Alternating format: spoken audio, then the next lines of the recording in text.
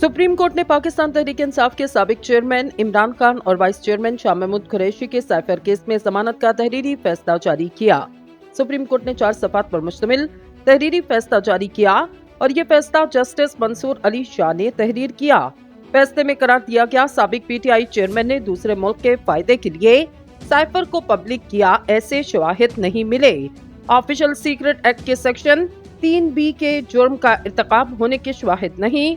हुक्म में कहा गया, फैसले में दी गई ऑब्जर्वेशन ट्रायल को मुतासर नहीं करेगी और बानी पीटीआई जमानत का गलत इस्तेमाल करें तो ट्रायल कोर्ट इसे मंसूख कर सकता। सुप्रीम कोर्ट ने साइफर केस का ट्रायल 4 हफ्ते में मुकम्मल करने का हुक्म भी कलअदम करार दिया। चल रही इस्लामाबाद हाई कोर्ट ने साइफर केस का ट्रायल 4 हफ्ते में मुकम्मल करने की हिदायत की। सुप्रीम कोर्ट ने फैसले में कहा, मुल्जिमान के ऑफिशियल सीक्रेट एक्ट के जुर्म के इर्तिकाब के लिए मजीद इंक्वायरी के हवाले से मुनासिब शवाहिद हैं। मजीद तहकीकात का फैसला ट्रायल कोर्ट शवाहिद का जायजा लेने के बाद ही कर सकती।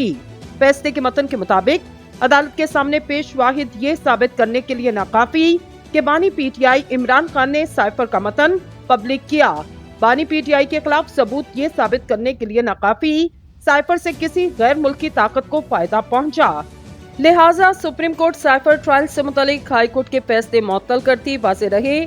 सुप्रीम कोर्ट ऑफ पाकिस्तान ने साइफर केस में बानी पाकिस्तान तहरीक इंसाफ इमरान खान और vice chairman PTI Shah Mahmood Qureshi की दरख्वास्त जमानत मंजूर की। सुप्रीम कोर्ट के 3 रुकनी बेंच ने 10-10 लाख रुपए के मुचलकों के इवज़ इमरान खान और शाह महमूद कुरैशी की जमानतें आज मंजूर की।